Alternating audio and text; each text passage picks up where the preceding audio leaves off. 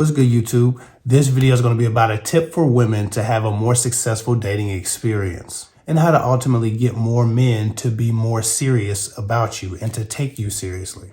But first, if you need coaching, go to girltalkwithguys.com. The link is in the description. I do have hours, video calls, email advice, and a few other things. So if you need coaching at all, go to girltalkwithguys.com. That's how you contact me for coaching.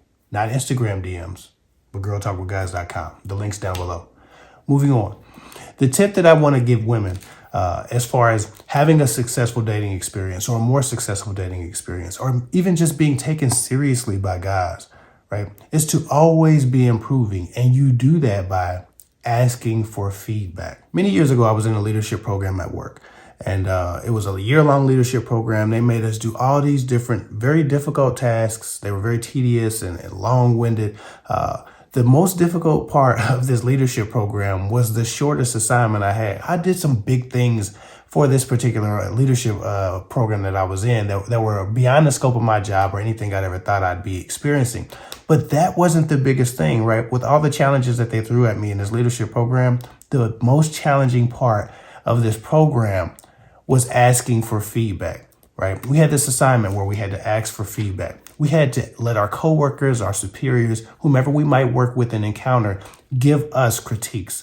Tell us what their experience had been with us, good and bad. Getting feedback is one of the most difficult things a person can do. Hence why no one does it, or very few people do it, right? People would normally only ask for feedback when they're begging for a person to forgive them. What did I do? Please take me back. I won't do it again. I'll do anything. What is it? That's the only time people get desperate enough to ask for feedback. In general, people don't want to know what you don't like about them. They don't want to hear about it, right? Because it affects your self-esteem, your self-concept. And sometimes people are dead on the money and they've triggered one of your insecurities. Sometimes people can hurt your feelings pretty bad when they confirm the inadequacy that you were already afraid of. Right? So consequently, most people don't ask for feedback, right? They don't ask questions. Hey, how have I hurt you? What do I do that you believe is unhealthy in this relationship? Is there anything about me that is causing harm to you?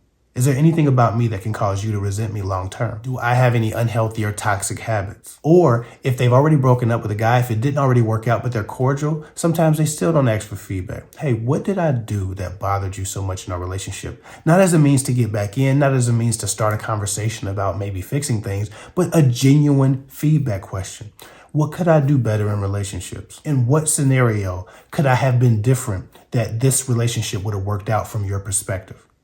Not to ask you back, but because I need to know how to move on and improve myself for relationships to be more love ready. Most people are not going to have that conversation. Most people don't want to know how they screwed up because they want to victimize themselves with the experience. Most people are so focused on what that other person did and how that other person treated them and how that other person reacted that they forget about that person was actually reacting to something that they did sometimes, right? Every action has a reaction. And so sometimes we focus on the reaction because our action is too much responsibility to bear. Because then if we know we did something wrong, we have to change it. We have to attack ourselves and accost ourselves with something new, something different, a new tool, a new means to get to an end.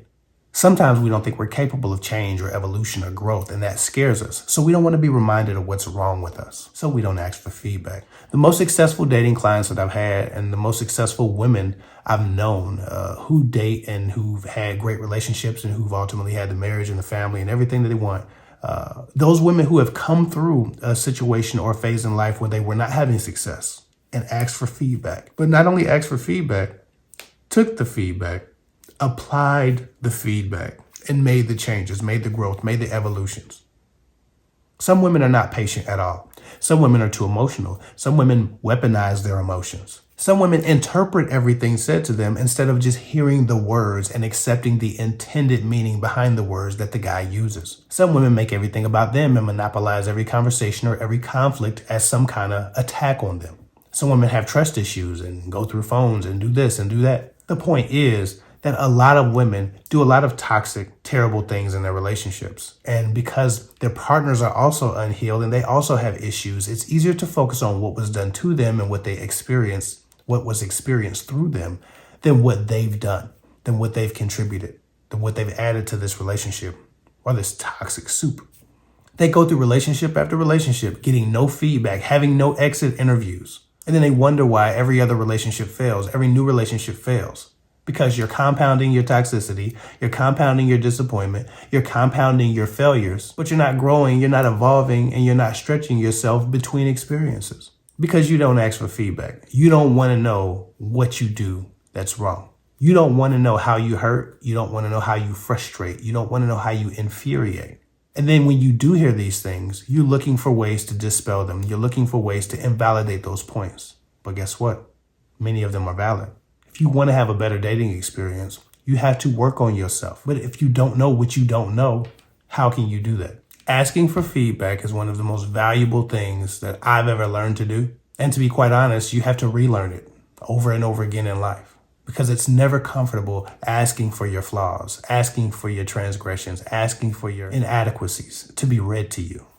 That never gets easy. The women I know who ask for feedback, consider it carefully and then take the feedback that is healthy, that is good, that is valid, have much healthier relationships, and improve their results with men over time. But too many of my clients are coming to me not knowing how they negatively affect the person that they date. Not knowing how they hurt the feelings of the person that they date or how they traumatize people that they encounter. Only when I point things out to them as a dating coach, just encountering them, do they realize, wow, I do that. I probably do that in relationships if I just done it to you and you're a stranger. Damn, my default is a little bit toxic. How do I change that? You have to take inventory of who you are and what you provide a relationship before you can expect change in the result that you get. If you're on your 10th boyfriend, your 5th boyfriend, there's probably some shit you're doing that you could stop doing and get a better result. A lot of times when I'm talking to a new client, I ask them, so what do you know to be your issue? What have you contributed to a relationship that you either wish you wouldn't or wish you didn't? Or what is your bad habit? And they'll tell me, well, I don't know. I haven't had any complaints. I haven't heard any complaints. I get that a lot. The problem is this. Most people won't be upfront and honest with you, especially unsolicited, because they know you can't handle it. They're not looking for an argument. They don't want to debate with you. How you affect them is how you affect them. And the only way to keep that valid for them is to not wage an argument or start what could be an argument with you by saying something that you'll feel the need to defend. If you've ever used the, well, I haven't had any complaints or I haven't heard any complaints argument, it's because people just haven't offered it unsolicited. But most people's nature isn't to do that anyway because it causes conflict. And if you're not prepared to receive some information or some feedback that you don't like, they know it's going to be a rough night. Very few people just offer up negative things about us for us to know and listen to. That's not how people normally work. Most people are conflict avoidant, even the people who claim to keep it real. And once you ask for feedback, don't internalize it. It's not about if they're right, if they're wrong. It's not about defending yourself or explaining yourself or beating them in an argument that ensues. It's about getting the information by really connecting to their genuine belief about you. Because in there's some truth that can help you move on from whatever bad habits you actually do have that are costing you relationship health. You have to provide a safe environment for somebody to be honest with you, and many of you haven't done that. And we don't take that opportunity to defend ourselves or to argue what's levied against us in that moment. A lot of times people tell you, just be yourself. Just stay true to you. If they're not compatible with you, so what? Just go on, move on, find somebody else. They give you all of these ideas that you don't have to make improvements. You don't have to make adjustments. You don't have to make changes. You're perfect the way you are. Somebody should accept the bullshit that you're doing right now. That's not true. It's not a betrayal of self to improve. It's not a betrayal of self to grow. It's not a betrayal of self to change certain things that are not conducive to the result that you want for your life, which is probably a healthy relationship and a family, or just a healthy relationship, depending on how you feel about kids. This just be yourself argument is the most irresponsible shit ever. You can still be yourself and ask for feedback. You can still be yourself and improve. You can still be yourself and learn new tools for coping mechanisms. You can still be yourself and learn new conflict resolution skills. But you have to identify your inadequacies. Anyway, that's all I got for now. Follow me at KidFig24 on Instagram. If you need counseling of growth, of evolution, if stretching yourself means that you need to maybe tend to your mental health, click the link below for better help. Anyway, thanks for watching. I'll get with y'all later.